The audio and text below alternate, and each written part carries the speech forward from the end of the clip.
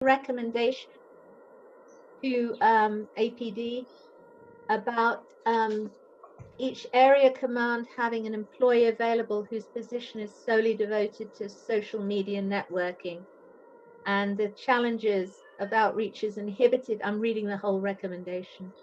Of outreaches that are inhibited by people with limited time and or limited technology knowledge. In order to maintain well-informed communities, strengthen community engagement, and expand the scope of communication spanning various segments of each command area, each one should set up a Twitter, Instagram, Facebook, and LinkedIn account and a community-friendly web page that will be frequently maintained. So we need to vote on that recommendation before we submit it. So anybody want to make the motion that we vote on that recommendation? I move we vote on it. That. Okay, so Tom, you agree with the recommendation? I'll second the motion. Oh, you'll second the motion. Okay, all those in favor of the recommendation as written, please raise your hand. Thank you. Thank you. Okay, so now we can go on to the meeting in hand. And we have the extreme good fortune to have Mr. Darryl Neier and Mr. William Hurlock with us from EFIT. And I see we have Deputy Chief Lowe with us also. And Acting Deputy Superintendent at Cottrell. So, good evening, Deputy Chief Lowe. Very nice to see you. So the goal is to discuss the progress of the. Philip, do you have the questions in front of you and the?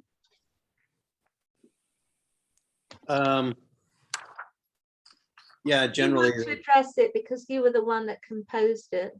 Yeah, the first was just talk about the progress in the IAD Force Division and the investigations that they're completing, and also training people to complete them, and getting the division ready. And the second question is about the use of their findings. Particularly, we're interested in using those findings for talking about like in-service training of field officers and tactics that would lead to force reduction or reduction of the excessive use of force. Before we go into it, I'd love to have Mr. Hurlock and Mr. Neier introduce themselves. They are the members of the External Force Investigation Team. How long has it been part of, you've done how long now?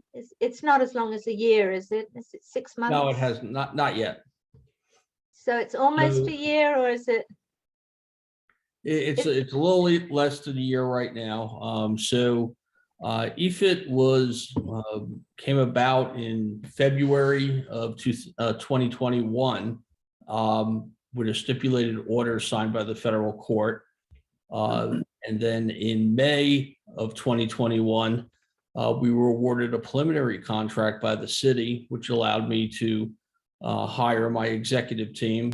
Bill Hurlock I'm the administrator of EFIT. Bill Hurlock is the deputy administrator. And then our lead supervisor is Darryl Bone. We worked very closely at the time with Deputy Chief Lowe to put together the groundwork for what EFIT was going to be. Once the full contract was awarded in July 16th, actually 2021, we went live with EFIT and responding to calls with IAFD. You want to tell us a little bit about yourself and why you were chosen? You weren't just not sure why I was chosen. DT Lowe and that question, but we're honored to have been chosen. So again, my name is Darryl Neier. I spent 20 years in the prosecutor's office in New Jersey, commander of internal affairs and complex white collar crime and political corruption. After I retired from the prosecutor's office, after 20 years, a little over 20 years of service, I went to my firm where I headed up their internal investigation group working on national and international matters. We monitored the construction of One World Trade Center, making sure that went up without fraud, waste, and abuse after the attacks of 9/11. Did a lot of national and international work. Part of that was police reform work. I was the #2 independent investigator in Maricopa County, involving Sheriff Joe Arpaio and looking at some backlog matters there for a few years. So Justice Department knew of our background, or my background, and asked if I'd be interested in applying for this position. It's hard to say no to the Justice Department, so I convinced Bill Hurlock to be my #2 on this project. It's hard for Bill Hurlock to say no to Darryl Neier, and here we are. So let me turn it over to Bill, and he can introduce himself. Yes, thank you, Darryl, and thank you all for inviting us to speak with you this evening. We greatly appreciate the opportunity. As Darryl said, I'm Bill Hurlock. I have the privilege of serving as the #2 on the EFIT team. My background, I am an attorney, have been I'm a former federal prosecutor, was investigating cabinet officers in the District of Columbia once upon a time, have a very active law practice nationally. In my spare time, the little bit that I have, I'm also the deputy mayor and first ward counselor for our township here in Montclair, New Jersey, which is a population of about 42,000 people, 12 miles due west of New York City. Due east would put us in the Atlantic Ocean. Due west of New York City. Have the privilege there of serving on the Public Safety Committee. Also worked very closely with our police department. They just recently got an accreditation. I was part of that executive team that assisted with that exercise. Also admitted to practice in the federal court in New Mexico as well, and look forward to speaking with you all this evening and answering whatever questions you have for us. Thank you. And Deputy Chief Lowe, would you like to introduce yourself and say what your position is? Hi, Rowan. Good afternoon, everyone. My name is Deputy Chief Corey Lowe. I was the interim commander at the time in IFD when we brought on EFIT. Currently, right now, I'm the Deputy Chief over the Accountability Bureau, which means I'm doing the same thing I've done in the last 4 years, which is working everything the settlement agreement related. You're professional now, not acting. Yes, ma'am. It's official. Unlike, I can't say it every time. Can I just call you Deputy Superintendent? So if you could introduce yourself and say what your position is. Yes, I'm Zach Cottrell. I'm currently the acting Deputy Superintendent of Police Reform. Before this, I was the commander over internal affairs for the last 2 years. As Deputy Superintendent, I'm currently over internal affairs and our internal affairs force division, and do work closely with Mr. Hurlock and Mr. Neier of EFIT. Okay, let me frame this a little bit before we start. The monitor's report came out in June, and the most recent EFIT report came out last month. Am I correct in that? The most recent IMR came out in November, Rowan. Oh, yeah, I thought so. I knew it was November. But they finished in June. They did their investigations and were done. They finished July 31st of each year, and then we get that report in November of each year, and then the next one will go through, will be filed in May. So what's EFIT's time frame for between your findings and the report? So the EFIT team files quarterly reports every quarter. So we filed 2 quarterly reports. Our next quarterly report will be issued on May 16th. So there's a little less time between your reports and the time the monitor's done with his investigations and issued his report. So you are the most recent report. That's correct. And it would be interesting to hear Well, to begin with, the first question, what kind of, has there been a substantial change in investigations? Is there obviously more investigations done and dusted? So Anybody can answer that. yeah, so let me kind of frame that a little bit for you. So EFIT works very closely with IAFD. We have a team. We have 3 teams of investigators that have a supervisor assigned to it, and we respond 24/7 to call outs with IAFD and conduct a joint investigation with IAFD. We're also there to mentor, to teach, to train, to put best practices forth, to make recommendations. Obviously, all we can do is make recommendations, right? We can't force anybody to do anything, but we do make recommendations all the time based upon what we're seeing. Our investigative team, our investigators are all very, very seasoned internal affair investigators. Some have homicide experience besides that. Some have tactical experience as tactical operators, but all very, very seasoned individuals. So in our report, you can see quarterly the progress that is being made. Substantial progress. Substantial's a relative word. Yeah. I think that we've from May when we started looking at at the level of expertise, at the level of detectives, at the level of civilian investigators that were being brought on, and we are where we are today. It's night and day. So I think we're making a lot of progress. I think there's a lot more we need to do before we can turn the reins, as you were, back over to IAFD. But I think we're making a lot of progress. Let me briefly interject there. Deputy Chief Lowe, perhaps you would be the best person to explain exactly what IFD is and what it does. Of course. So the Internal Affairs Force Division was created in 2018, and the whole in that same time frame, we went to a 3-tiered use of force process. So we have 3 levels of force. We have levels 1, 2, and 3. Level 1 is less likely or not likely to cause injury. And then 2s and 3s are likely to cause injury all the way up to officer-involved shootings.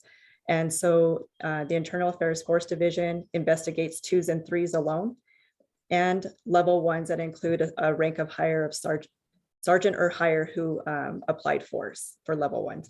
So they actually take on the majority of the investigations.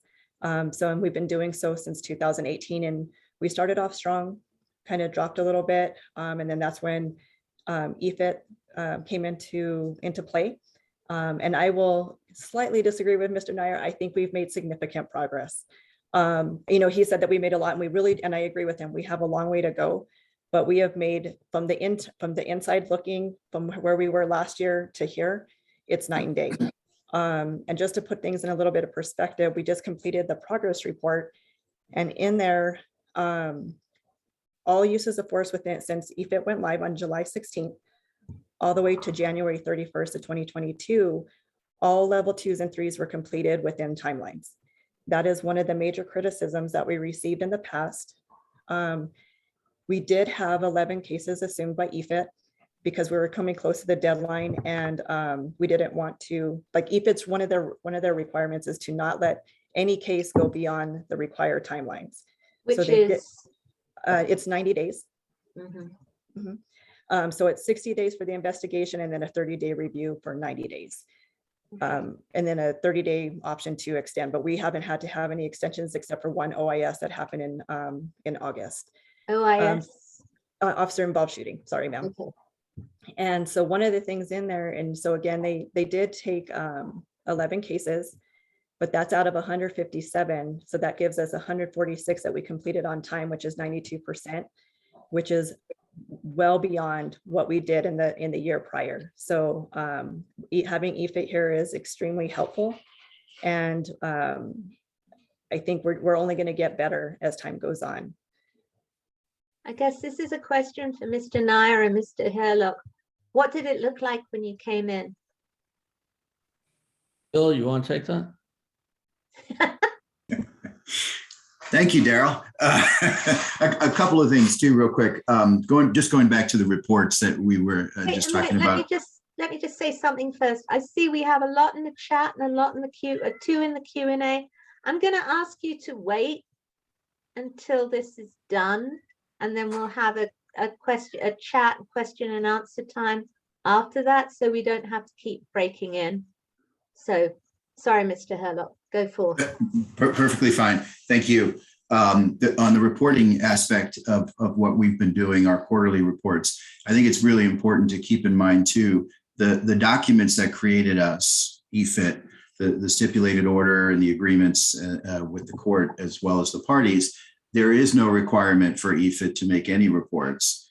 Mr. Neier and I felt early on when we took on the assignment in the spirit of openness and transparency that we were going to make quarterly reports, and that's what we've been doing, and we will continue to do so. What did it look like when we came in? There definitely were some issues that needed to be addressed, for sure, on a lot of range of topics, if you will. From the interview process itself, the way interviews were conducted, the manner in which they were conducted, where they were conducted, how they were conducted, was of concern. We were able to work very closely with IAFD to effectuate some serious and substantive changes very early on in the process, so that we set up interview rooms where these could be done. It was more of a professional setting, if you would, going forward, which has been a tremendous help. Again, the tone and tenor for a lot of this is what's very important in these types of matters. And we thought that needed to be taken up a notch, and IAFD worked closely with us to do so. In addition, we're happy to see the progress that has been made with many of the investigators, whether they're the civilian investigators or they are the sworn officers, the detectives that are in the IAFD department itself. In fact, we've implemented a plan very recently where we are starting to have the investigators and detectives do their own interviews. We work closely with them to format a plan. And then once that plan has been effectuated, they can go and do the interviews, and then we will watch after the fact, or if there's questions that come up. So we do see progress. I have to agree with DC Lowe on that aspect as well. So when we first came in, there definitely were issues that needed to be addressed. That's why we're here. We were able to identify those fairly quickly in the process, implement changes, and go forward from there, including, not just the interviews, but the way things were being conducted on site. Documents weren't being collected correctly or completely. The way that the actual scene themselves were being handled were problematic in many ways. And we were able to work again with IAFD very closely to have officers go through the process and then return back to the field as well, so that we were able to cover a lot of different fronts, because we know there's a lot of concerns with the city of Albuquerque as well. Darryl, did I miss anything? Yeah, I'm gonna use DC Lowe's word insignificant now. That's the one part that I am seeing the significant change and significant progress, as Bill said, is in the interview. And conducting interviews. The tone and tenor is a lot different than when we came in, significantly different. I'll use that word again, DC Lowe. So we have about 10 out of the 25 detective/investigators assigned to IAFD that are in what we call the interview transition plan.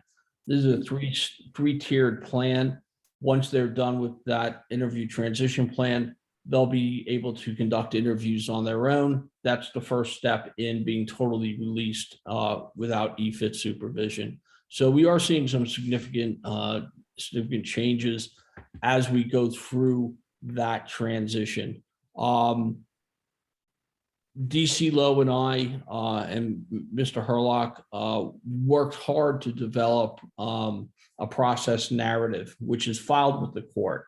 And in this process narrative, it's how, you know, the detectives step by step, what they need to do to complete an investigation. That document is filed with the court. And that's how we grade the detectives and how we rank the detectives with what they're doing. We developed the rubrics, which is based on the process narrative, and we go through that as we're closing cases out. You know, we do the final sign off before the case is closed.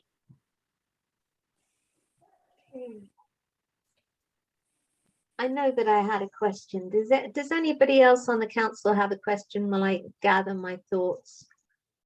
I do. So you mentioned that 10 of the 25 investigators are, you know, in this process of becoming independent. What about the other investigators that are not in that process? What's happening to them? Yeah, the other investigators we're working very closely with are obviously our goal is before, and we have to before we leave, they have to have a 95% compliance rate with that process narrative. So the goal is to move them in there.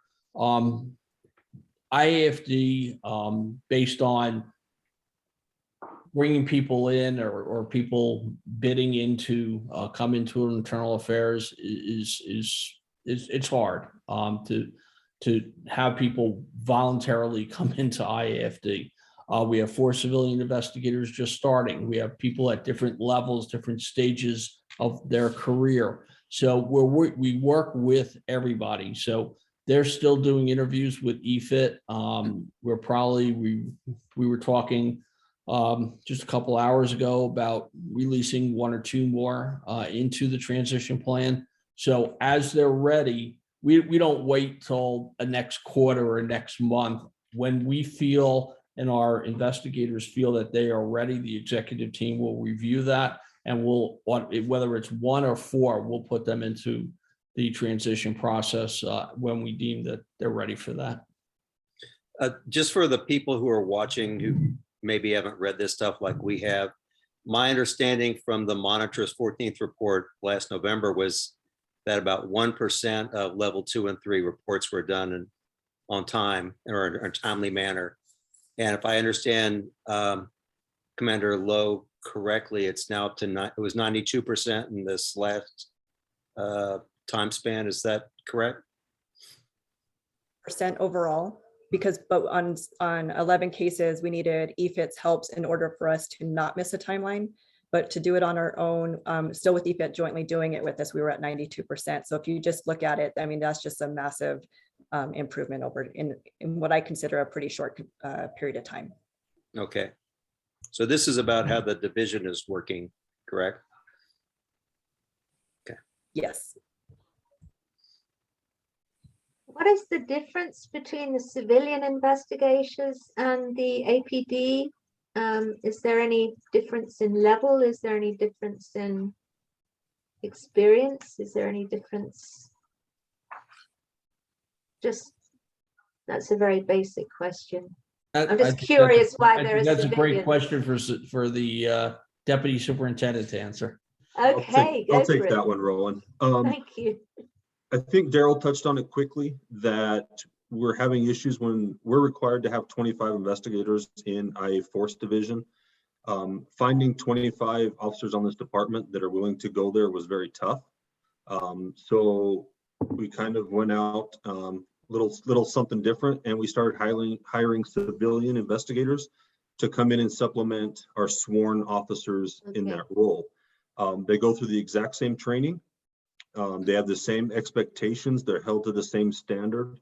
And we started this process about a year ago. Actually, myself and DC Lowe did, when we started going through putting the job description together, getting authorization for the hires and all of that.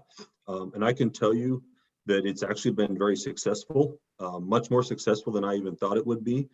I will say that some of our investigators, the civilian ones, are moving along quickly in the process. EFIT has moved several of them into phase 1. They're part of that 10. And it's a good way to show that we're not using just sworn to do investigations, that we can hire civilians. Most of them have a background in some kind of investigative work, whether it's with CYFD, probation, parole, something like that. But it's been very successful. and I'm very happy with the way it's working.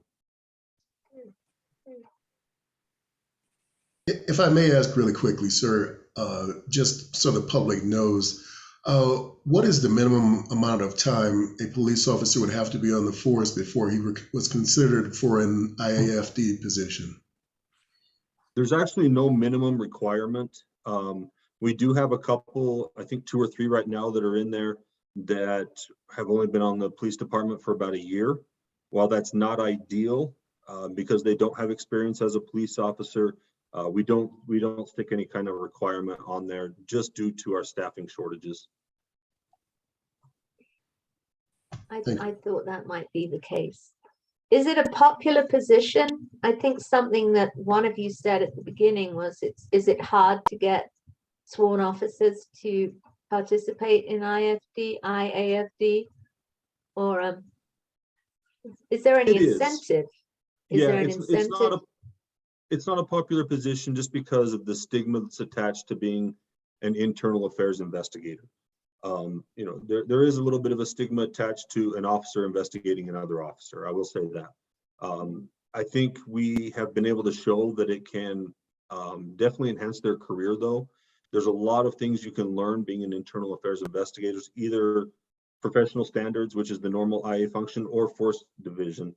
There's a lot that they can learn that can actually supplement or help either later on in the career, or if they do choose to go back to the field, their knowledge of force investigations can only help other people around them.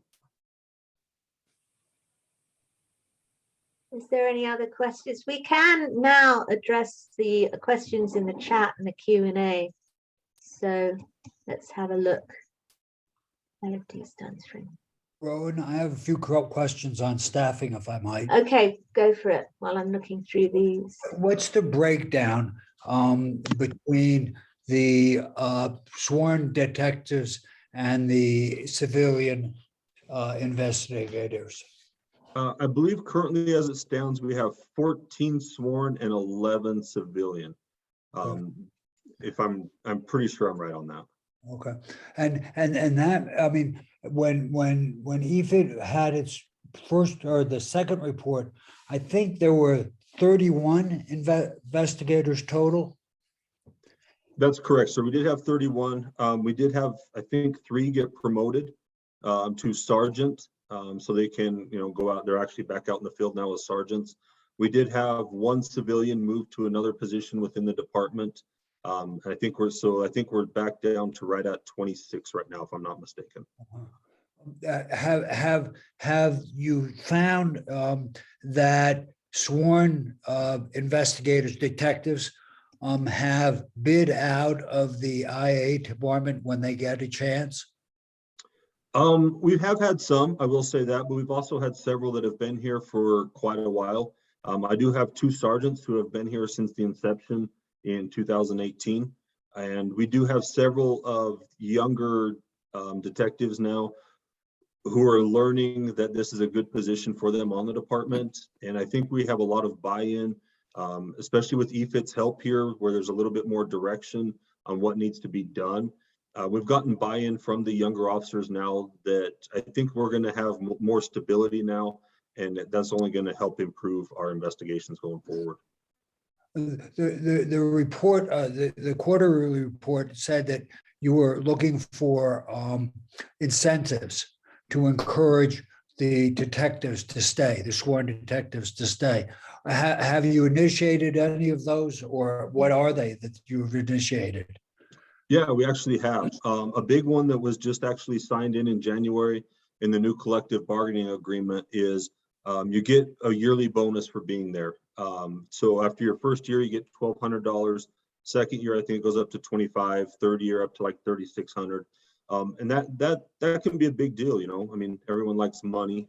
So every little incentive like that. We're actually working on another incentive that will probably be a little bit further down the road, where if a detective does at least 2 years in IA, then they'll get so many points towards promotion. And that's kind of a way to show that what you can learn in IA can help you, you know, throughout your career. And that's one way to reward them, is through promotional points, so that they can be supervisors on this department. Good. Now the 11 civilian investigators you have, have those 11 been with you since EFIT started? Were they recruited originally? Not all of them. As Mr. Neier stated, we've had a couple leave. We're in the process. I think we have 4 new ones starting April 11th. So it's still an ongoing process. I will say that there are, I think 4 or 5 that have been here pretty much since EFIT's been here. And they're definitely the ones that are standing out, that Mr. Neier said are moving through the phases, that they've been here the longest. Now, when a civilian investigator, I mean, you said that some of them left for other departments, but they're civilians. So how can they leave within the APD when they're civilians? I thought that was a unique civilian position. So we ran into an issue with that because we didn't forecast that happening actually. So we did have one apply for another position within the department and did interview and get that position.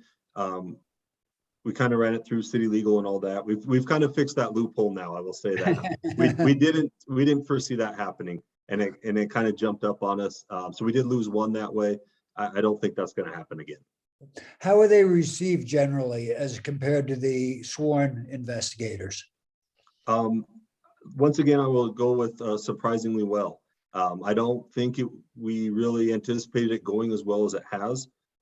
They are received well by their coworkers, by their supervisors. They are treated as equals. I've been to trainings with them. I've seen how they're treated. They get along well with everybody. Like I said, I didn't foresee it going as well as it has, and I'm very happy with the progress the civilians are making. Good. I will tell you the reports we get back from our EFIT field investigators with the civilians are amazing. An old gun story. If you never shot a weapon as a firearms instructor, we can teach you how to shoot a weapon. While they do have investigative experience, they haven't had law enforcement investigative experience, and they soak everything in. We were at an OIS, officer involved shooting, last Saturday. Or actually, we had 2 last week, unfortunately. And I will tell you, the civilian investigators, when they don't know something, they ask questions. They're not afraid to ask questions. They're not afraid to ask EFIT. They're not afraid to ask their supervisor. So we're seeing the civilians really blend in very well. We've had no issues with field officers and how they treat a civilian internal affairs investigator compared to a sworn internal affairs investigator. So I think in the interview process, they're well respected. In the transition process that I spoke about, we have half and half, right? We have half of our people in the transition process are civilians, because they're tenacious. They're asking the right questions. They're really digging in. So I think that we're seeing a lot of improvement on that front. Let me clarify something, because I wasn't sure I heard it. The civilians aren't armed, are they? They can't be armed, can they? Like have guns? Can No, they? they cannot. No, I didn't think so. I must have misheard. While this law, I have a couple of questions. One is from a gentleman called Mr. Anderson. I hope I have your name right, saying, can you share some of your findings, which is actually where our next question is going. We are asking if you can A, share your findings, and B, incorporate them into training and learning experiences for other officers. So if we're ready to go there, Philip, or if you think if you want to hear more on this level. That's fine. And the other question, which is not really relevant, I'm sorry, it's not really relevant to this meeting tonight, but we certainly can ask it another time. Wanting to ask when the monitor can leave, when we can send the monitor on its way, and how can we alleviate tax dollars for citizens. That's really a question for Ms. Martinez, our AUSA. and it's not something we can address here, but I can certainly find out and address it via email. On the other thing, while I'm talking, is if you need the link to the EFIT report, the February EFIT report, please email us at cpcvalley@gmail.com, and I can send you the link to the report. It's not that long a read, and it's very informative and very educational. Unlike the monitor's report, which is a very long read, but if you want to read the monitor's report, I can send you the link to that also. Thank you. Thank you, Ms. Martinez. The independent monitor can depart when APD comes into full and substantial compliance with the reforms in the CASA. So that's the answer to that question. I haven't seen, oh, Ms. Schwartz. That's again a question for Ms. Martinez, and it's something that we can certainly have that another meeting. How close are you to being in full compliance with your portions of the CASA? Is that a question for EFIT, Ms. Schwartz, or is it a question for AUSA Martinez? Or is that a question for Deputy Chief Lowe? Oh, it's for EFIT. How close do you think you are in being full compliance with your portions of the CASA? Well, it's not really compliance with the CASA. Yeah. It's more of compliance with the process narrative. And we're making progress in that.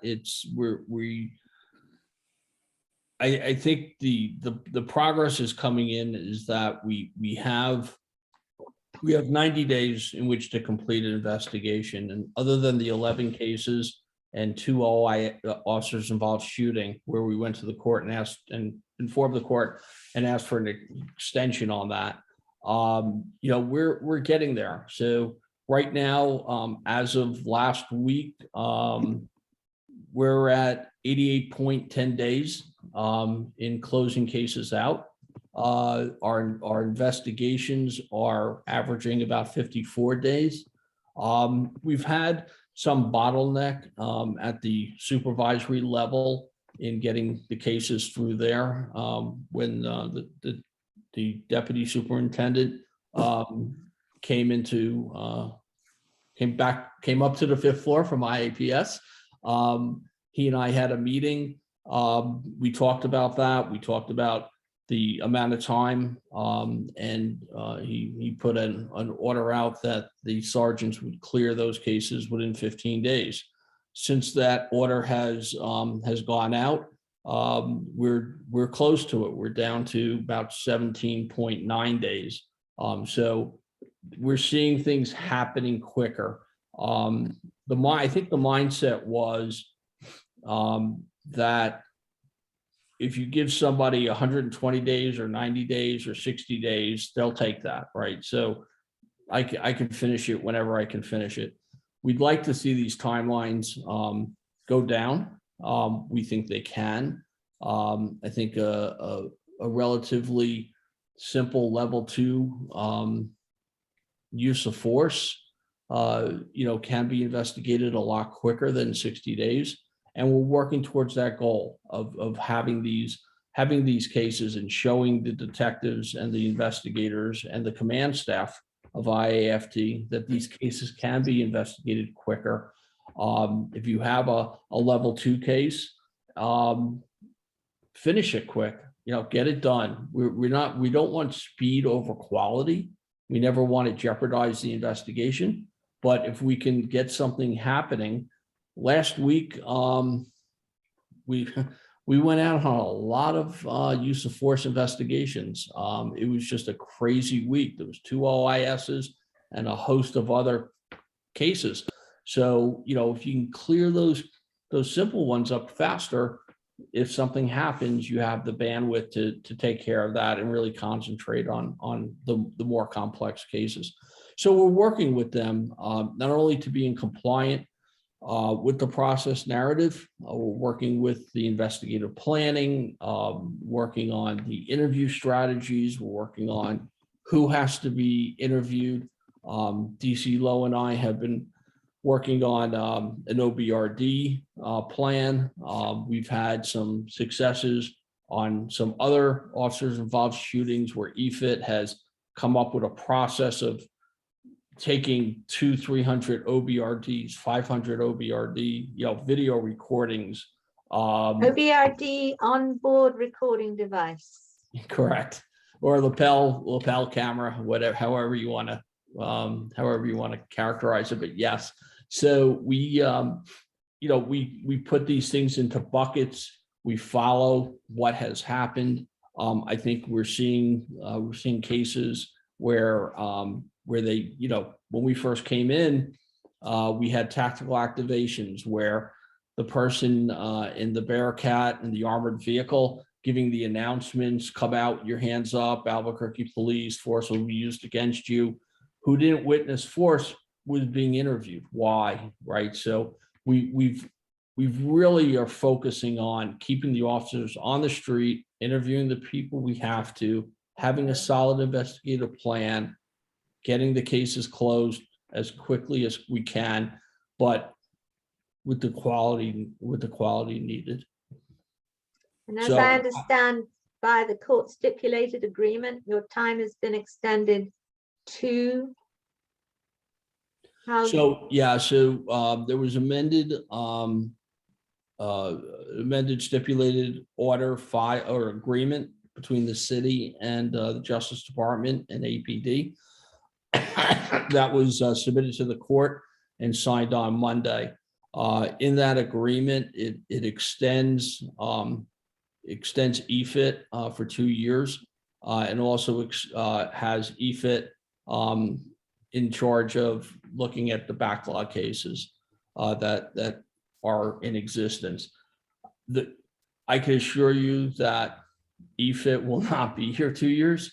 That we will transition EFIT, we're calling it EFIT 1 back to IAFD as quickly as possible. I think the reason everybody agreed, and I agreed to it also, the 2-year time frame is to have everything kind of end at the same time. But I think and to give us the latitude if something does happen, but I don't expect EFIT 1 to be here 2 years. You don't love the green chili? Where did we go wrong? Someone told me that it's not it is really the land of entrapment. Once you come in, they don't let you leave. You're enchanted, then you're entrapped. That's very true. While I'm working probably 6 days a week on EFIT matters, I do get that 7th day to DC Lowe's chagrin to go hiking or. She doesn't want to she wants to make sure I don't get lost somewhere, and she has to send out the helicopters. But I do enjoy it here. I'm here 3 weeks out of the month usually. Someone from my executive team is here. Bill's here, for a solid week. Mr. Bone is here every 3 weeks for a week. So we're totally invested into this process. And we'll make sure that we transition it as quickly as possible. Before EFIT, I was scuba diving 3 times a month and enjoying my life in Florida. So at some point, I'd like to get back into the water. Just one very quick and very basic question. How many on the EFIT team? So currently we have the executive team are 3 people. We have some support staff, but most of our team is, we have 3 teams of 4 that rotate. So our teams come in for 3 weeks. So they're in town for 3 weeks responding to calls. When they rotate out, new team rotates in. So there's never ever a gap of time. When they go back we have people from all over the country. So when they go back home, they're still working daily with the IAFD detectives on making sure that these cases are being closed out, transitioning cases that need to be interviewed from one EFIT investigator to the other. So talking amongst, the teams is very, very common. Probably, I would say every 2 months, we have an all hands meeting where everybody in EFIT gets together. They all get the quarterly reports. They all know what's the weekly reports that we issue to the Justice Department, to APD, and to the monitoring team. So everybody's on track of what's happening. I will tell you that I have pretty much an open door with Deputy Superintendent and DC Lowe. We talk often. I have very frank and candid discussions with Commander Evans and all the command staff at IAFD. I have an office at Maine, so I am there when I'm in town. I'm there at least a good part of the day, depending on what other meetings I have regarding EFIT. So we have a busy schedule, and we're making sure that this gets done. When EFIT first came into existence, we made the rounds to all the area commands. There was a lot of rumors going out. We quashed those rumors. New commanders coming in to, replacing other field commanders. We've met with them. We've met with most of the specialized units. We put some policies in place and some processes in place with, with the SWAT team and K9. And so, as we see things, we want to leave it obviously a better place than we found it. And I think we're making substantial progress in that regard. One quick question, and I think this is for Commander Lowe, Deputy Chief Lowe. I'm the commander for a long time, I apologize. And for Deputy Superintendent Cottrell. None of the cases that were not investigated in the 90-day deadline before EFIT started was subject to retroactive action, correct? That's correct. Okay. All of those cases, if there are any policy violations found, due to the collective bargaining agreement we have with the Police Officers Association, we will not be able to impose any discipline on any of those policy violations. We will, however, be able to use basically lessons learned from those for any training that we identify. Here we go. Anything like that, we will be able to use from anything that we do find in that backlog investigations. That is a beautiful segue, because that is where we were going next. We wanted to ask about what training opportunities arise from the investigations. And are they for officers in the field, or do they come up in the academy, or both? And how are they implemented? So yeah, that's actually very good. We actually do use lessons learned daily from patterns that we find in these investigations with EFIT's input, obviously. Short term, we do quick training videos that we do put out to the entire department that they are required to watch. Those can range from something simple like search and seizure, quick, just on-scene interviews, stuff like that. We'll do quick training videos through the academy and put those out to the entire department to view. Long-term, we are working on, especially our reality-based training. Issues that we're finding in uses of force, especially out of policy uses of force, if we see patterns there, we're going to work those into our scenarios at reality-based training this year. We had a meeting with the academy to go over this. The good thing is they put the academy in the same group as IA and IEPS, so we all work for the same superintendent, which is good. So then there's daily communication. So the academy is going to create, scenarios based on these out-of-policy uses of force, so that we can go through training and to ensure the entire department's on the same page as far as, for example, when to use an ECW and when not to. Something like that. Electronic control weapon, like a taser, intermediate weapons, stuff like that, when we can and can't use them, so that we can move towards all of our uses of force being within policy. When I actually did the Citizen Academy, and I did do reality-based training. It was part of the curriculum, and others have, Edwina's done it, Miss Edwina's done it also. Is there more of an emphasis on reality-based training now that the IFD are in place, now that the the investigations stepped up and EFIT has some input, or is it about the same as it always has been? I would say it's about the same as it always has been. The one thing we have now is we have completed force investigations to use to go towards that training. You know, like Deputy Chief Lowe said, we started off strong. We kind of hit a weird wall. We weren't getting cases completed. So without that knowledge on what occurred in those cases, we can't use them for training. You know, since EFIT's been here, we've completed about 190 cases. So there's a lot of information in those cases that we can use for training. So it's about the same, but it's just better information now. Is it appropriate to ask any specific patterns that you're seeing in uses of force 2 and 3, or is there? No, I'll speak to that. I will say that about 90% of our force is within policy. So we are doing much, much better there. The about 10% that we're finding are out of policy. The mass majority of those are out of policy uses of taser.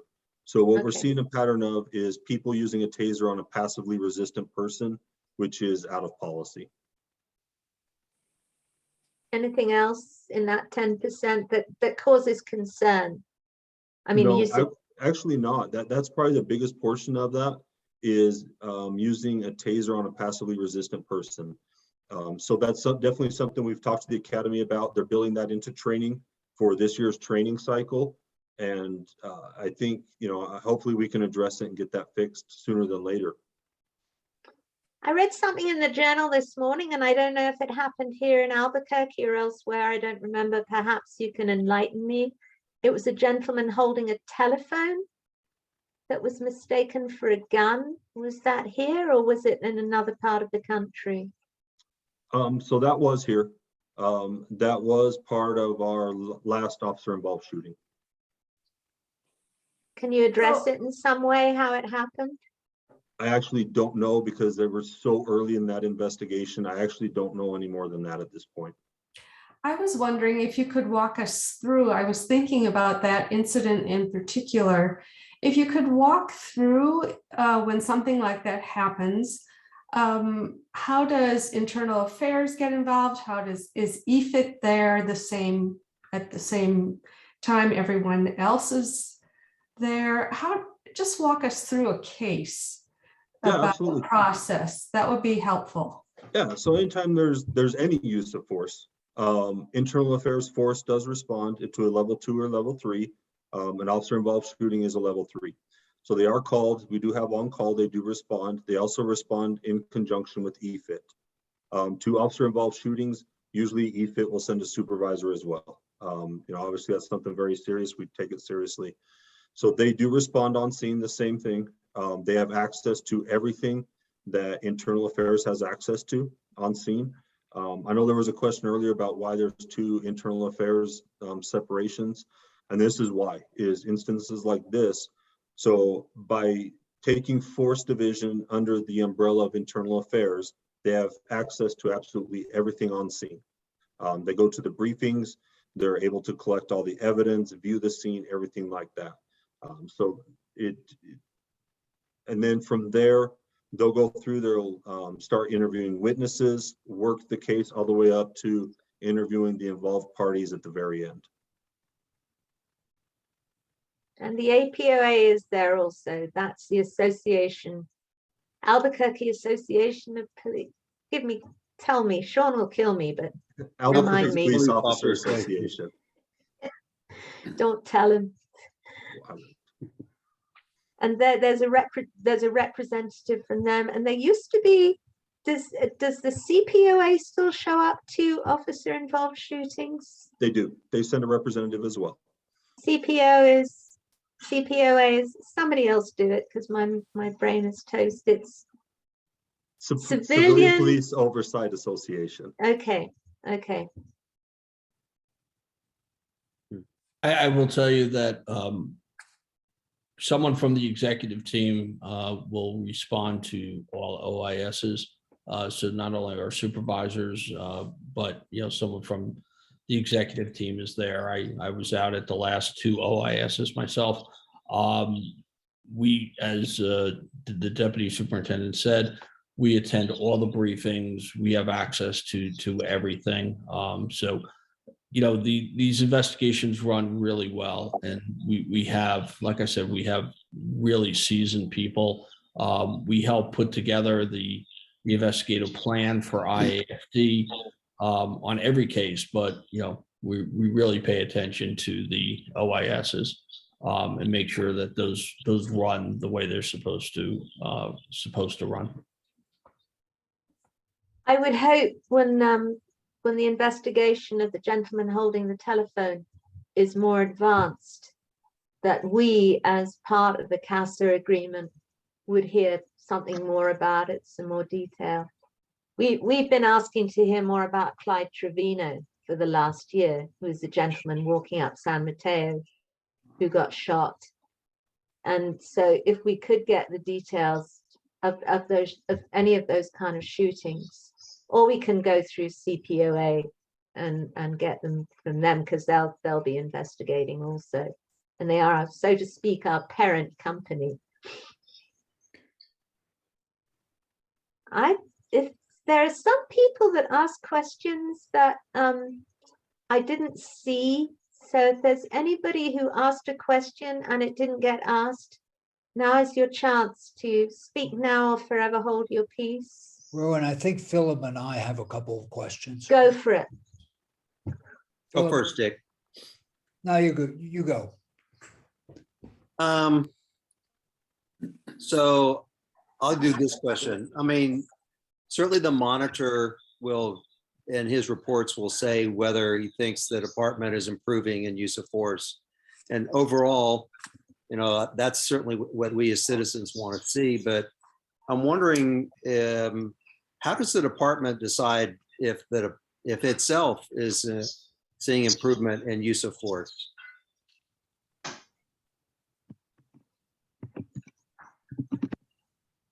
We do a couple of things. So we have the Force Review Board.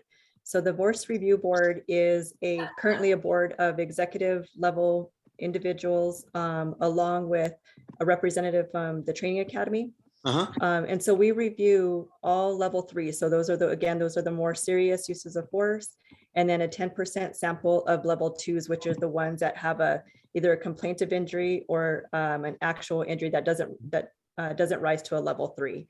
And so they'll go through there and they'll really take a look and evaluate if we can do any kind of referrals, right? So we look at certain things like, one, was the investigation complete and thorough? Were the applications of force, because remember, could be one case, but multiple applications of force, and we vote on each application to see if that's within policy. And then we look at supervision, tactics, training, policy, and equipment. Those are 5 areas that we look at to see if we can see if it's an officer concern. Obviously, we'll address that one officer, but if it's something that we look at can be departmental. And I'll just use equipment because that one's just a really easy one. But if we decided that we wanted them to position their cameras on their body different because all of them just kept falling off or something like that, and we made them change it, and that's an equipment issue, we'd make a referral. There'd be one person who is solely responsible for responding that to referral, and that referral has to come back to the FRB. They have to review it, the response, and see if it's adequate, and then they can close it. So we have, that's probably our best mechanism for reviewing force cases and seeing what we can do departmental wise to see if we need to change anything. We have done a lot of referrals, especially in 2020, because we started seeing a few trends, because someone was asking about trends earlier. Right. De-escalation was one of them. Right. Our officers were using orders as kind of de-escalation. And so we switched that. We had a change in policy, and then we had a refresher training for explaining everyone. So then we saw de-escalation go up, and not officers, using those verbiage in their report. So that was one of the best things that came out of FRB. And then search and seizure issues. That's always really important. So we were always constantly reviewing our laws to make sure that we need to change it. And we did some refresher off of that. So I think that's probably the best mechanism to evaluate our uses of force as a department. How would we as citizens find out what the department's it feels about the use of force and how it's going. And I'm asking that in part, and I'm not trying to be too negative or anything. I just don't understand that. But the reports that the department puts out with whatever it is, 300 paragraphs is kind of dense and hard for me to look at. Understood, and so I'm probably the one responsible for that document, so I apologize. Because when we first created it, we based it off of the settlement agreement and how it's laid out. So if you'll see the current progress report that was filed last Recently. week on, yes, and so if you see that, so we try to, and we're going to make it look a little bit better next time, but you saw that there was a little bit more graphs, so we broke it up by a section, saying out of this section, this is kind of where we're at now. And as far as like where we think we stand, we began a new tool, which is called ReformStat in January. We took this tool from, I shouldn't call it a tool, it's like a platform, from New Orleans Police Department and Baltimore, who both are under consent decrees. And when we use that, what it does is we're kind of going through here and we're combing, there's 106 paragraphs that are not in operational compliance to date. And so we're pulling those and we're breaking up by smaller sections and really dissecting the requirements of them and seeing if we think we're meeting them, if we do not agree with the monitoring team. We did put a lot of language in this last progress report that we anticipate paragraphs improving into compliance. This last IMR for 14, when it was filed, we did request the monitor reevaluate 9 paragraphs, which he did do, and he increased compliance on 5. Which that's really the first time we've really kind of did that. And we're going to do it again in this IMR, depending on what we see, if we feel that we're higher or not. And the biggest part of that is we need to provide the evidence. And that's our intention for this next, for the future. Okay, thank you. Dick? I think this is probably for the EFIT guys. As I read the quarterly report, it seemed to me you said that there's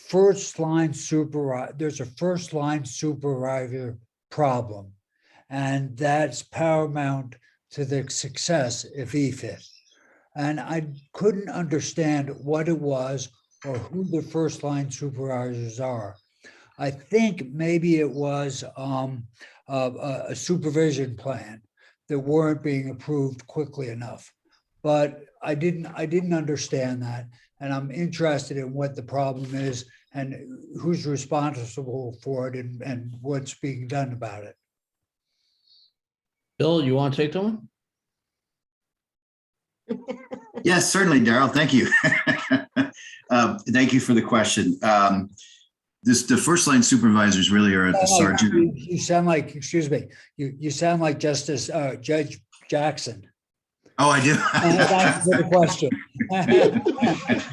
That's something we're taught in law school, to stall by saying thank you for the question and then smile.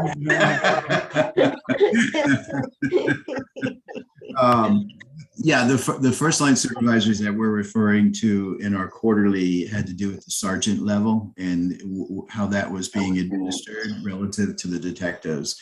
And what we were looking for there, quite frankly, was more involvement and also being more sensitive to the time issues that we were talking about. I mean, we're at 88 right now, as we said earlier, days out of 90. Quite frankly, for me, that's still too close, and we're going to need to work on that as well. But it's a bottom to top and top to bottom process, right? So we have to make sure that the detectives / investigators are keeping, their timetable, the sergeants, and then up the line. And we noticed an issue at the sergeant level with some of the supervision that was occurring, or quite frankly not occurring, and we addressed it in that report, and we're continuing to address it very closely with IAFD as well as our EFIT executive staff. And one of the questions that came up earlier, just for a moment, if I can go back, and I know Deputy Superintendent Cottrell had addressed it, when we're talking about recruitment and retention issues, that's not unique, obviously, to Albuquerque. With the climate that we all find ourselves in nowadays, that can be an issue. We experience it here in New Jersey, in the town that I'm working with. So you see that at all levels, and you see that as it manifests itself. We saw it at the supervisory level, which was particularly at the sergeant level, and it's being addressed with IAFD and with EFIT very closely. And we have seen some progress already since that time. I can't help but to think, and I'm not endorsing particularly this line of reasoning, but there are people who would say that the sergeant is the weakest link because the sergeant is a union person. And I don't know if you care to comment on that. I mean, it's at the front of all of our radars. When we read the paper, the union doesn't like CASA. They want to renegotiate CASA. We all know about that. Perhaps it's a good subject for another meeting. But the sergeants are union people, and you're relying on them. I mean, they're the critical link in the success, as I understand, of EFIT. It's an interesting issue. Particularly, we see it a little bit differently here on the East Coast. All the members are, all the individuals are members of the union. What we have here on the East Coast, which you don't necessarily have, we see out there in New Mexico, is that there are different unions for different level individual. So we have what we call our superior officers union here in Montclair, which are your superior officers. So they would, your deputy chiefs, your captains, what have you. And then they're your line officers are in a separate union. In New Mexico, you have them all in one union, which creates an interesting dynamic, to say the least. That's something that, it could be a concern, quite frankly. We had, and we understand the union has their job to do. We respect that. We have our job to do as well. And when we first came in, we had, Mr. Neier and I had several discussions, if you will, meetings with union representatives and their attorneys as to what the parameters were going to be, at least for EFIT going forward, particularly when it came to interviews, because there was a lot of back and forth in interviews. There's an appropriate time and place for that. We worked that out, and knock on wood, it's been so far so good, but we have issues that come up and we address them as we go along. And that's why we're here. It's a very good point. I take it, as I understand it, your contract was supposed to be renewed by the end of this month. I take it while you're talking, it was. So you want to jump in there? Go ahead. Yeah, the current contract expires on May 2nd. We are working very closely with legal. I don't expect any issues based on my conversations today. We received a draft. We turned that draft back around to legal quickly. I know DOJ's had conversations with legal today. I don't expect any problems coming up with with compliance to the amended stipulated order and statement of work.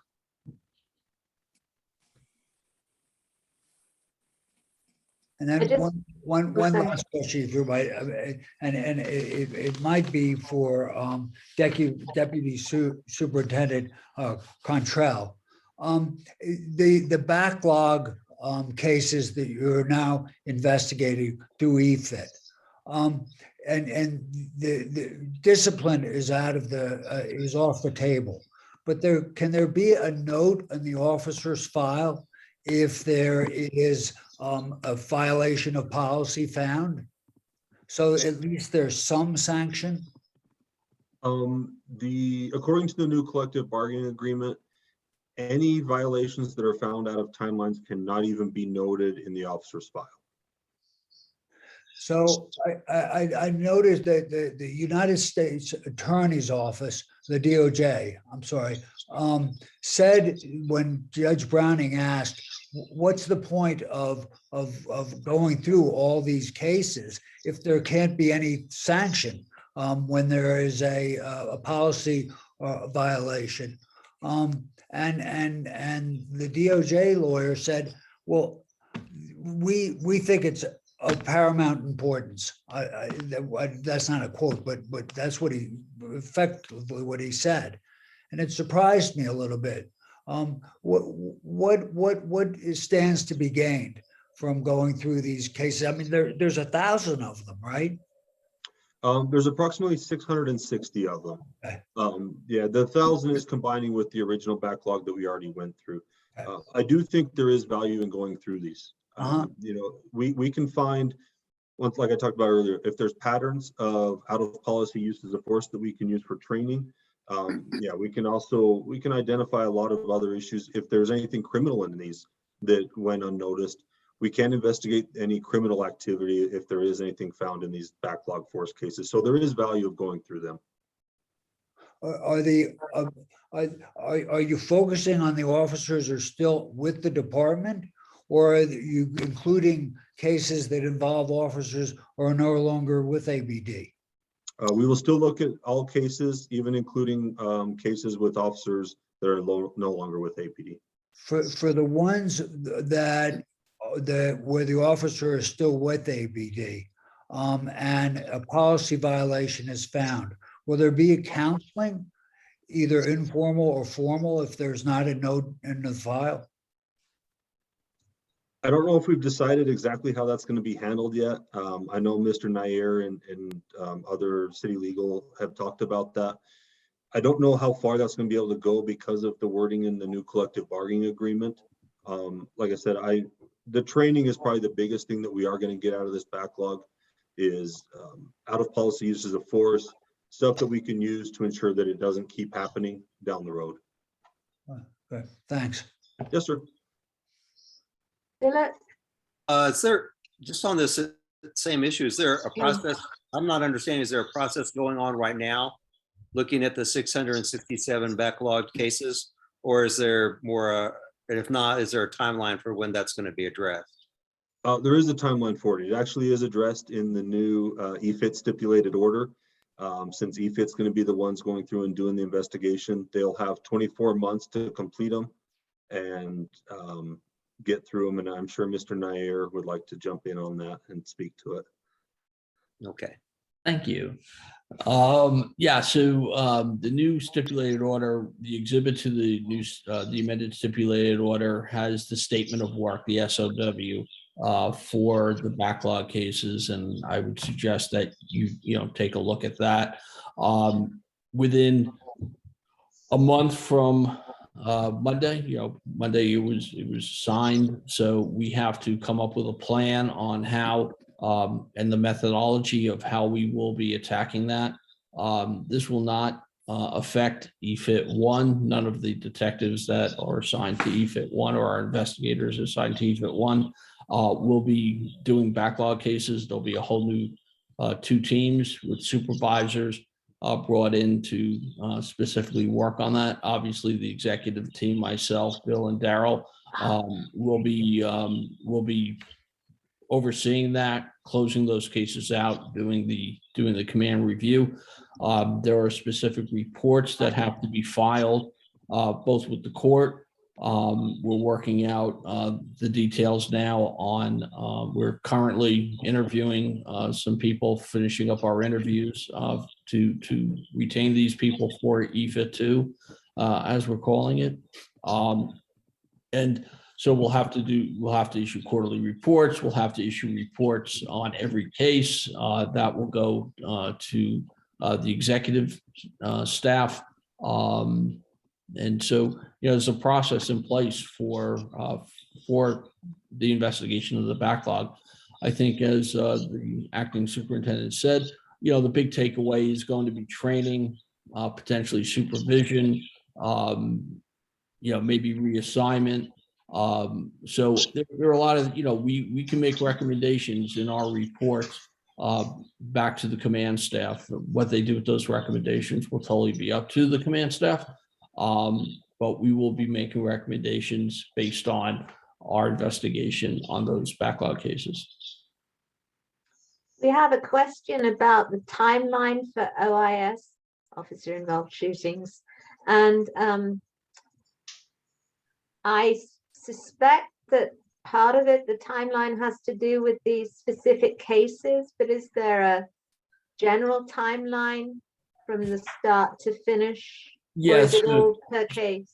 So whether it's a level 2 or an OIS, these cases have to be completed within 90 days. Okay. For extreme circumstances, we had 2 that we involved. We had 2 cases, one OIS, but this officer was involved in another case, and he was injured pretty badly.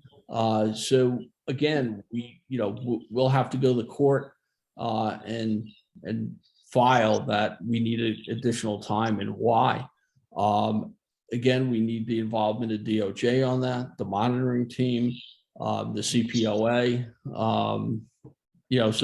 So again, it's collective effort.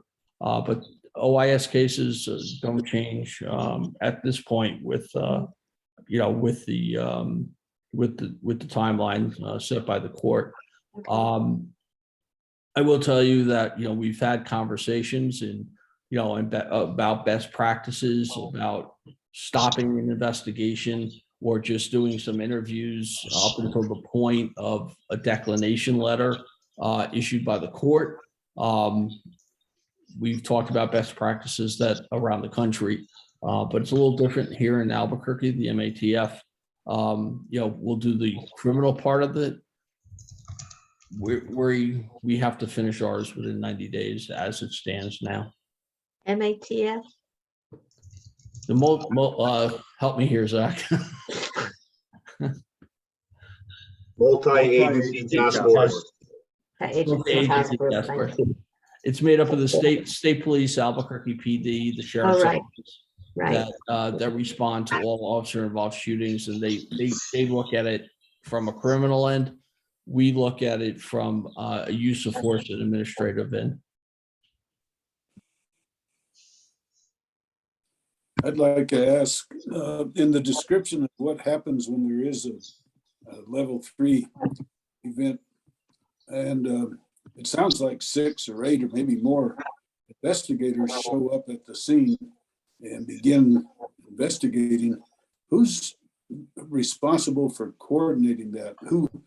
Who says, you talk to a witness, you talk to the officer, you take pictures? Somebody must coordinate that. How is that done? As far as just a simple level 2 or level 3, when IFD gets on scene, the policy requires that a sergeant had already shown up and done an on-scene investigation prior to. So a lot of that stuff's already done. Now, as far as an officer-involved shooting, there's actually a lot of people that show up to that. We have criminalistics go out. As Mr. Neier said, we have multi-agency task force show up. We have representatives from IFD and EFIT show up. Representatives from the APOA show up. So everybody shows up. Actually, everybody has very distinct jobs that they're required to do. Everybody has their role and they know what it is. So they actually run very smoothly. But yeah, I will say that there's a lot of people there, a lot of stuff going on. They're a little chaotic, but we do have everybody shows up and actually has their very distinct role to do, such as, we have our crime scene people taking pictures, collecting evidence. We have multi-agency task force identifying witnesses. We have IFD identifying witnesses and getting admonishments done. So it's a lot going on, but everybody does have their role. You say admonishments? Yeah, so on a force investigation, all involved officers and witness officers are given what's called an admonishment, so they don't talk about the use of force prior to being interviewed about it. I'm sorry, I got distracted because a whole fleet of bike cops just went past my window, like a parade. It was amazing. That's all right. That's all right, Ron. So cool. Sorry, but to be distracted. So admonishments on a use of force. When IFD shows up, they do admonish all involved officers, witnesses, and involved parties, just so they don't discuss the use of force until they're interviewed about it. Just so they don't talk about it among themselves, so Yes, to ma'am. speak. Is there anything else? Are there any other questions? Anything else? Oh, I have something. I was a teacher, and I say this with no small amount of bitterness. that when I was a teacher, at least 1 month of every month, I had to go to some kind of training or another.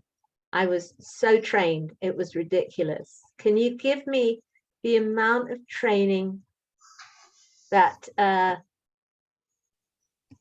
that an officer not in the academy, that the officers out in the field get? How many courses, how many classes do they take each year? I mean, I've been told as little as 2. Oh, okay. Are you talking use of force specific, Rowan, or are you talking just in general? I'm talking general training, but also use of force specific. Use of force, we have to have a minimum of 24 hours a year. Okay. And our supervisors have to have a minimum of 32 hours a year. But keep in mind, we also have New Mexico DPS, Department of Public Safety requirements. So we have maintenance of effort. So right now we're right in the middle of an 8-hour training course where we'll get like hate crimes training, missing persons, crimes against children. So there's all that. So I mean, we're looking at about probably about 120 hours when you add everything together, in order, because that in turn includes our firearms qualification training. So there's a lot throughout the year. Okay. I got the gentleman's question wrong, so I'm going to do it again. The CASA requires the CPOA to do meaningful, timely reviews. They're currently looking at a case from 2016. So what's going on there? Nobody's from the CPOA here, but can you address it? I can't, because I can tell you we submitted it to the CPOA, and so I mean, I don't want to speak for them, so I'm not sure. We'll address that, Mr. I'm going to pronounce your name wrong. I'm so sorry, Mr. Erasmus. So if that's close to the question you asked, I apologize if it isn't. If that's really a question for the CPOA, and we can forward that to the CPOA and find out for you. And then somebody's asked for a link to the APD training manual. Is that possible to get that link? Is it online? No, we don't have the training manual online. I would have to see if the division has a training manual. I know a lot of them do. And most of them I'm familiar with, but the training, for some reason, I don't know if they independently have a manual for their division. I'll look into it. Thank you. There's another question from the same gentleman. What is the timeline for an OIS investigation to go from IAFD to the FRB and then on to the CPOA? FRB is the Force Review Board. I think we went over all the other acronyms. Yeah, So we have. Yeah, we do have a lot of acronyms. So you know, we already explained the timeline it takes for an investigation. From there, once it's completed, that investigation gets sent to the FRB unit, which is under my bureau. And from there, we have per the CASA, we have 30 days to get it in front of the FRB. I will say that we're doing better, especially with EFIT being here, because we're really trying to keep on track of the cases they're closing. But we do have a backlog for them. And then, but once FRB hears the case and we have a presentation and it's actually formally closed, we have 15 days to get it over to the CPOA for their review. And the CPOA has representation in the Force Review Board also. They do. So right now we have their interim executive director on the board. Yeah. Anything more? This has been fabulous. Fantastic. Thank you so much, Mr. Hurlock and Mr. Neier, or are you Mr. Neier? And thank you so much, Acting Deputy Superintendent Cottrell. Thank you, Roland. One day that will change. And thank you so much, Deputy Chief Lowe. It's always a pleasure to see you. Of course, you're welcome. Thank you. It's a pleasure to see the rest of you. I wasn't picking her out as my favorite. So we're done with this section and we're just going to go on to our local area command concerns. So feel free to exit, and thank you so much. Thank you all for the opportunity. Be well. Thank you. Thank you all. Okay. Commander Norris, are you annoyed with me about what I did at Echo? No. Oh, good, because at Echo, I kind of horned my way in and said, our recommendation will work for a central concern that they had, but it won't. It's a whole different ball of wax. No, I'm not annoyed. Not at all. I have a constant look of annoyance on my face. It's a gift and a curse. So.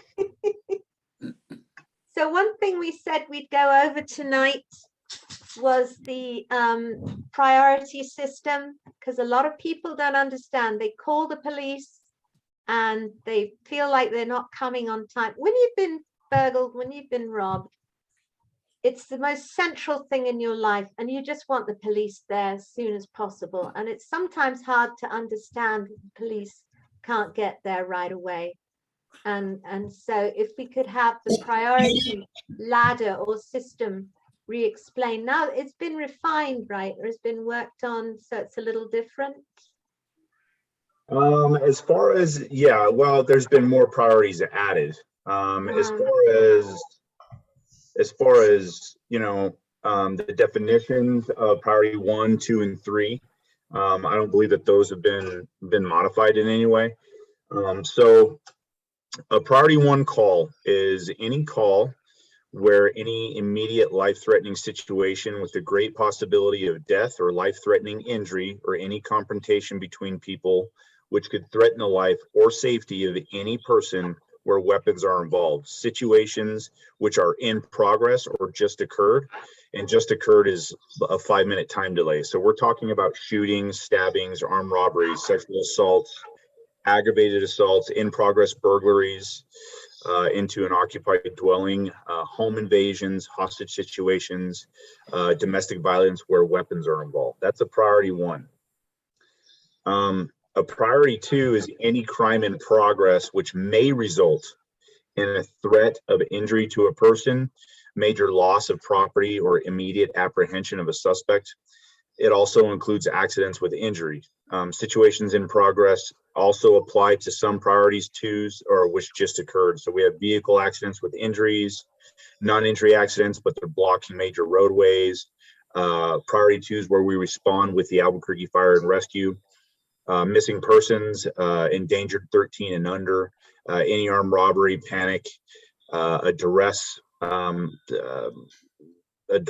an alarm, ATM, tampering, or an ambush alarm, child left in a vehicle unattended, domestic violence calls, certain domestic violence calls, residential and commercial burglaries, or unknown when it's unknown when they occurred and location has not been checked.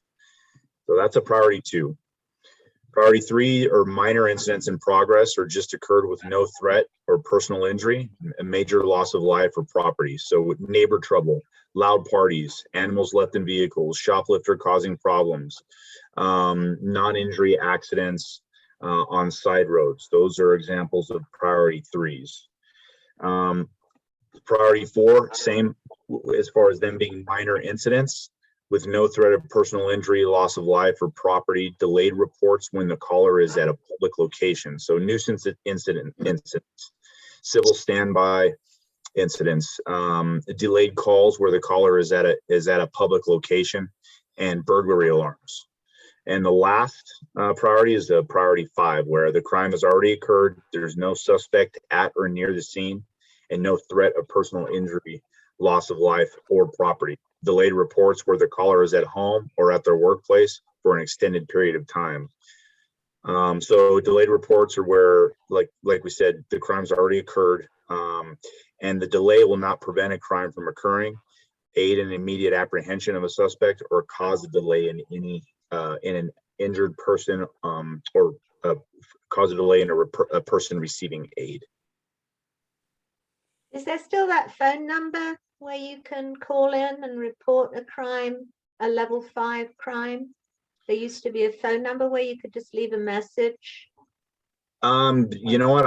I couldn't tell you on that one, to tell you the truth. Everything that I know of is either going to go through the emergency communication center, and on a level 5, on a priority 5, they would they would probably refer you to the telephone reporting, or not telephone reporting, I'm sorry, 242 cops.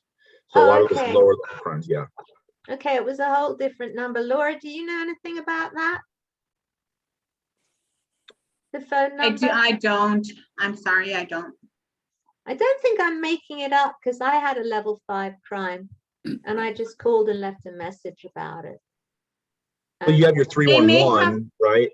No, it Yeah. wasn't a 311. It was a different number, but be that Yeah. as it may. Okay. They may Doesn't have matter. connected you with the telephone reporting unit, and that's where you left the message. Yeah, that would be Yes, 768-2030. Yes, Yeah. that's it. That's it. So that's the level. You can use that for a level 5. That's an option that Yeah. you can use. If Yep, 'cause- you can also use the APD app. There's other vehicles that you can use. okay, And so- to get to the telephone reporting unit, now you do still call 242 cops. So Oh, okay. 242-2677. yeah. So what are the expected, what are the parameters, the time arrivals for level 1 to priority 1, 2, 3? Well, that's really going to depend on the officer who's dispatched, how close he is to Yeah. the location, but they're immediately dispatched in priority ones. Yeah, I know, 'cause- They're immediately dispatched. So depending on where they are in the city relative to where the crime occurred is going to determine arrival times. yeah, because when I did the ride along, I remember she had a computer full Mhm. of places that she had to go, and then the priority 1 came and she just had to leave them. And that's another thing that the public needs to understand is you're already in the system, your call is already there, and there is a goal to get there. But if a priority 1 comes along, that takes precedence, and so you get bumped back down. Sure. And I have a lot of people saying to me, oh, they never come, they haven't come. Yeah, And I hear that too. are all calls responded to, no matter what time, or not? Absolutely, all calls are responded to. Now, there are some calls to where it can be I'll have my supervisor. My supervisors need to be monitoring those calls for several reasons. Number one, we always need to see how many calls for service are holding. We need to see if we need to get help from other area commands. But I also want them going through the calls to determine and 2 is certain calls that have been holding for too long. I don't want certain specific calls holding for too long. So getting with dispatch and saying, hey, I understand this is a priority 4, but this has been holding for however many minutes. I want this call dispatched next. So that's something that I tell my supervisors to manage those calls. But there are some calls where we are called, and it doesn't really require a law enforcement response. So there are calls where we get called and it's something that may be better suited for ACS to go to alone. So on the calls that we're called on, we won't go to those calls where the situation is better served by a response from a different department or different section of the city. You said animals left in cars, and where that fit in the priority Yes, system? we do have animals left in cars. Hold on one second. But in So we the have summer, children left in cars, but animals left in vehicles would be a priority 3. but if it's left in the vehicle over the summer, it's basically a dead animal pretty quickly. It very well could be, yeah. So wouldn't that be the AFR maybe could respond to that instead? Yes, I think that's more of an AFR call than it is an APD call. However, I mean, the reason why APD does get called is because it is a crime to do that. So we are there for not only for life-saving measures, property-saving measures, but we're there to intervene in a crime and enforce any applicable state statutes or city ordinances. You also noted, excuse me, Ron, you also noted there were certain types of domestic violence where you needed to respond sooner. What were you alluding to, and which ones do you not prioritize? So Well, all domestic violence calls are prioritized. Those all have a priority on them. But we have to understand that domestic violence comes in a lot of ways. We get domestic violence calls for domestic violence that occurred several days prior, and the victim now just wants to report it. And the offender is no longer at the house. You know, that was, for instance, she is at work. The offender she doesn't even know where the offender is, and it's something that she has thought about, and she didn't call when it happened, but she or he would think that it's something that they needed to report. So that would be a lower level priority domestic violence call. You know, when we have two subjects that are arguing, two adults that are arguing in a house, and there's not necessarily been a threat of violence or any violence, but there's been arguing, we do get called to those. But those are lower priority domestic violence calls, because we do not have, from what has been reported, we don't have, you know, any allegation of a crime that's been committed. We have two individuals that are yelling at each other. One called, wants somebody removed, or you have neighbors that call, and they haven't given us enough information to determine whether or not that should be a priority one call. Okay, thank you. Of course. Laura. I don't know if you, before you start, Laura, I just want to say to Commander Norris, we did read out the recommendation at the start of the meeting. I don't know if you were here. And No. we are going to submit it to Kelly, right? Kelly will be submitting it to you. Awesome. As it's passed through us all. And I think we need your advice on the other recommendation that you requested. So I'm not going to talk about it here, but I think we'll be in touch and ask you. We need to know how to frame it.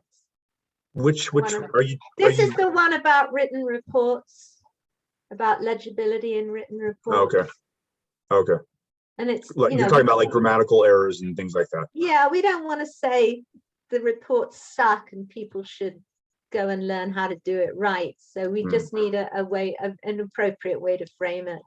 Okay. So if you can think of something, and I personally was thinking in about a one day or one morning training in writing reports, or, you know, it being incorporated into the academy training.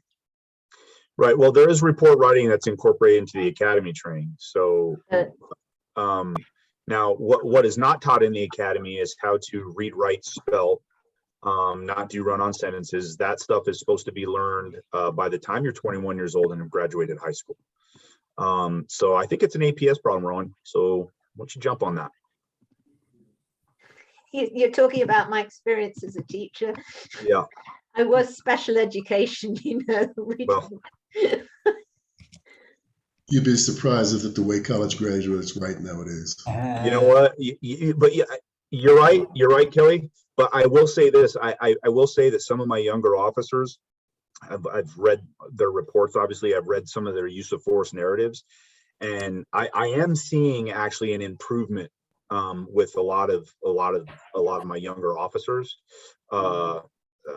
where it's like, that's a very well written report. It's grammatically correct. It's the punctuation's where it needs to be. There's no run on sentences.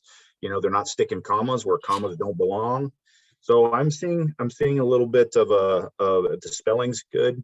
I'm seeing a little bit of an improvement, which is good. But I would agree with you as well, Kelly, on that. Well, it's part of the EFIT report. It was part of the EFIT report, and both reports, they had mentioned that the report writing was inadequate. And right, and I don't know if they were necessarily talking. Yeah, I don't know if they were talking about, and I have to go back and refer to it. I don't know if they were talking about grammatical errors, or the fact that the information contained in the report, the structure of the report, what needed to be captured in a use of force report needed improvement. And that's a lot different than writing a police report, an incident report. Writing a use of force narrative, a use of force report, it's a different way of writing. You're trying to capture different things. And those types of investigations they're a lot different than writing an offense incident report. I actually did ask Mr. Neier, because I said we're working on a report, and I said, do you see grammatical errors? Do you see syntax errors? Do you see things like that? And he said, oh yeah. And he said some of the language. He gave an example about how the suspect took a fighting stance. And he said, that's like, he doesn't really understand quite what that means, and it sounds too formal. But well, actually, kind of what the problem with that is, and it talks about it in our policy as well as ACOSTA, is that right there is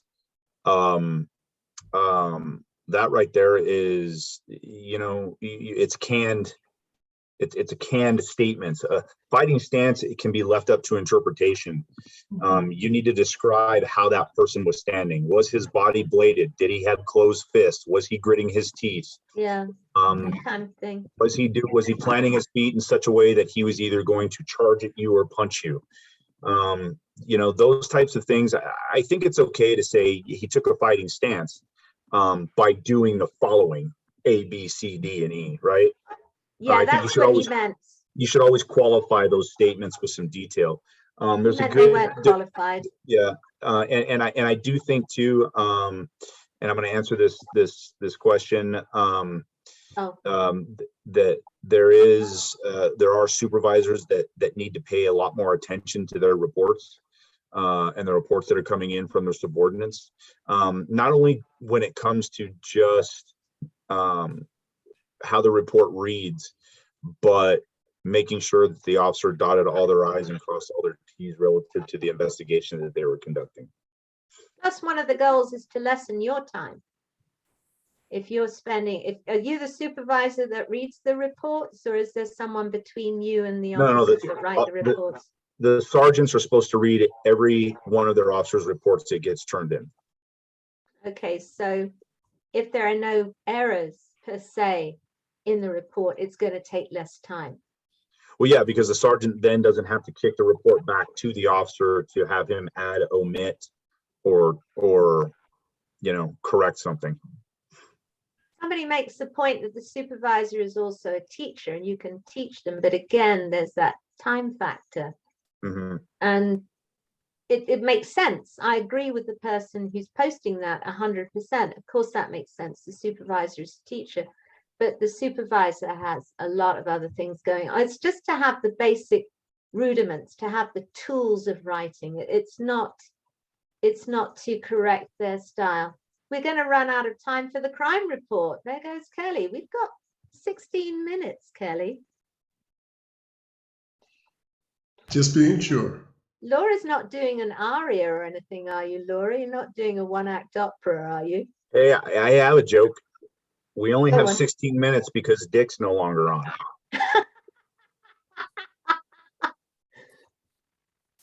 I'm still here, though. Yes, you are. There you are. Laura. Okay. The property crimes for the Valley Area Command from 217 to 317 are 13 commercial burglaries, 14 residential burglaries, 19 vehicle burglaries, 56 auto thefts, 26 recovered vehicles, 2 robberies by carjacking, 11 commercial robberies, 2 robberies by gunpoint, and 2 residential robberies. Are there any questions on that?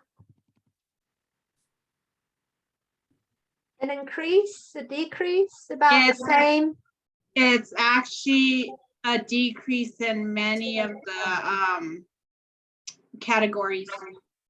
The only ones that did increase are the 2 robberies by carjacking. Last time there was only 1, and the commercial robberies were increased. And last time the commercial robberies, I'm sorry, it was a decrease on that also. My mistake. Sorry. We did get 3 armed robbers in custody last Friday for doing a commercial robbery at the Metro PCS over on Candelaria. We got 3 of them in custody. It was the officers did a really good job. We used a lot of resources to help out with that. It was pretty manpower intensive, but we were able to get all 3 in custody. Metro PCS? Yes. Cell phone. PCS? So I don't know. It's just What a is cell phone PCS? store. Yeah, It's a it's an what act. store? If it's not a police acronym, I don't know it. So Does anybody know what it is? Is it a store? It's a telephone place or something like that? Yeah, Metro Telephone place? PCS is a telephone company like yeah, Cricket. it's a cell phone area, cell phone place, electronics store. Okay, Mr. Mathis and I are having a long conversation about the reports, which I'm really grateful for, and he's making some excellent points. And he says the first line supervisor is the key to having a good department. And he is correct in that assertion. We're just saying that it's just the basics. It's just the capitalizing, the grammar. It's just really the basics of writing. And it's not about so much about what the report is saying, it's about how it's being written. And the impression I get, Commander Morris, is that no one's signing off on an inadequate report. They're No, always I wouldn't say that. I'm sure that we have plenty of reports Okay. that are inadequate that are signed off on. I apologize. No, it's okay. No, I apologize to him because I made that assumption. Oh, okay. Yeah. No, it's more, it's incumbent upon my lieutenants to impress upon my sergeants that, you know, that's part of one of their primary responsibilities is to ensure that we're documenting what we need to document appropriately and detailed and grammatically correct and where it's readable, and to where 3 years from now, if you read a report you wrote, you're not embarrassed to read it because it looks like garbage. Mr. Mathis speaks with real expertise because he was a supervisor with APD. And if he signs the report, it's a quality reflex on him and the department. So it's an important thing to keep in mind. Thank you. So that was a really useful and valuable exchange. Thank you so much, Mr. Mathis. That really did make sense to me. Commander Norris, where are the carjackings happening? Actually, from the carjackings that we had, we only had, I believe she said 2. We had 2. They are typically occurring. We actually have one far north off of Jefferson, and we have one far south off of Broadway. So there's not an area really that they're localized in. Okay, thank you.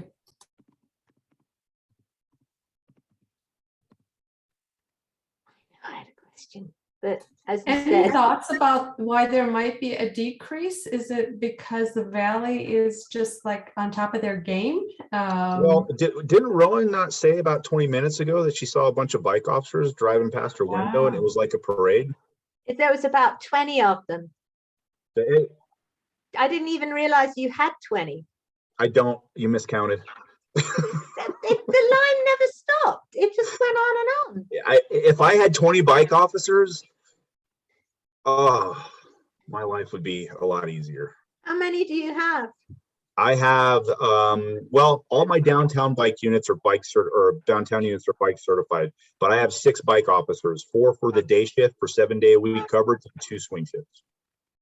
I just want to say that before my time, but during Edwina's time, there was a recommendation put in for bike cops, for regular patrolling by bike cops. Yeah. And initially it was bounced back, Yeah. owing to personnel, time, etc., and it got adopted. No, Maria, it was bike cops. They had their badges on. Maybe it's a bike, maybe you're right, it was a bike cops club. But anyway, I just want to give the kudos where kudos are due, that it's thanks to the Valley CPC that there are bike cops in the city. We made that recommendation, it got acted on. Appreciate that. Thank you. I need them. Okay. Is there anything else? Any other questions? Any other concerns? Next thing, Maria, you're going to be accusing me of hallucinating. They definitely were there. I promise. I live on the same street that the admin building's on. I'm only 4 blocks away from there, so they might have been just heading for there. Well, okay. I just wanted to say one last thing. Going back to people saying the officers don't respond to the calls. If they're calling in and wanting to remain anonymous, they're never going to know that the officer showed up. So if you want contact with the officer, you cannot remain anonymous. Yeah, that's a good point. That's a good point. I think the assumption is made that nobody's showing up. Well, I mean, like I said, if the caller wants to remain anonymous or doesn't want contact, I think, you know, it's we take our calls for service. We can't just not take calls. We have to. So. Can you give an example of that? It's like if I see a burglary going on across the street and I prefer not to give my name, is that an example of an anonymous call? I won't hear back from the police, but they'll still come for the burglary, right? Yeah, because they'll ask if you want contact with the officer or if you want to remain anonymous. And then they'll also ask you, do you want in-person contact? Do you want telephone contact, or do you want to remain anonymous? And if you say, I want to remain anonymous, well, then the officers won't contact you. And unless you're staring out your window to see if we responded, where on some of these priority 3s and priority 4s, you're gonna be staring a long time. And a lot of people, you know, don't do that. So they make the assumption that we never go. But we actually have something called Spider Tech now, and I think I mentioned this in a previous CPC, to where if you call, you actually get a text message when the officer is en route to the call, and you can respond and give feedback as to what you saw, what you didn't see, and you know. So we also have something called Intrepid, where we're tracking our officers' GPS. We know where they go. I can pull up right now on my phone. I can pull up any officer in my area command. I can tell you where they're at. Some of them were on a bike going past my house. I just checked it and you lied. What? I just checked it and you lied. You didn't lie. You were delusional. Better? Maria? Come on, Maria. I'm kidding with you, Rowan. I'm kidding with you. I kid with you because I like you. If I don't talk to you, that means I don't like you. If I give you a hard time, that means I like you. Okay, is there anything else that just a quick question for Laura. I know you're having coffee with a cop. Oh, yes. 5, yes, thank you. 6. That's unfortunately not a good time for me. Otherwise, I'd love to be there. Do you ever have morning coffees? There's another one that is in the morning. There are 2 coffee with the cops scheduled. I believe they're on the 7th and the 14th. One is in the morning and one is scheduled for the afternoon. So there are 2 different ones. There are 2. Okay, I just saw the morning one was on the northwest side. They're both ours are both scheduled at the Starbucks on Lomas and Broadway. Oh, okay, great. We also have one scheduled at Cabela's, I believe, on May 6th from in the morning. Like 10 till 12 or something. It'll be posted on our website. Okay, so the 14th is in the morning. Okay, great. Thank you. There's a Starbucks on Lomas and Broadway? Yeah, just east. Am I blind? Yes. By the, I think, what is that, a Carl's Jr. next to it? Yeah, right next to it. It shares a parking lot with Carl's Jr. It's a nightmare to get in and out of that Broadway location. Okay. And the other one is at where? Echo Bella, you said? At Cabela's. It's like a hunting and fishing store right there off of it's like Pan American and Paseo, pretty much. Wow. Yeah, right there off it has a Jefferson address, I believe. That one's in the morning as well. Yeah, I think it goes from late morning to very, very early afternoon to like noon. Okay. So, well, we'll definitely show a presence at the Coffee and Cup. Oh, yeah, you forgot to. Who forgot to announce it at ECHO? Maria forgot to announce it at ECHO. So we'll send it out. We'll send it. I'll send it out to our mailing list too. I have the graphics, so I can send it out. You are forgiven, Maria. So I think we're all getting a bit punchy now. So I think it's time to leave. Thank you so much, those of you that came. I hope the discussion was worthwhile. Please, please, please tell your friends and neighbors about these meetings and encourage them to come.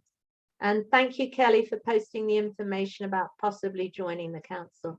Oh, and thank you so much, Kelly, for answering all the questions and things like that and keeping a presence on the chat. Thank you. Have a good one. Okay, good night. Good night. Thank you. Good night.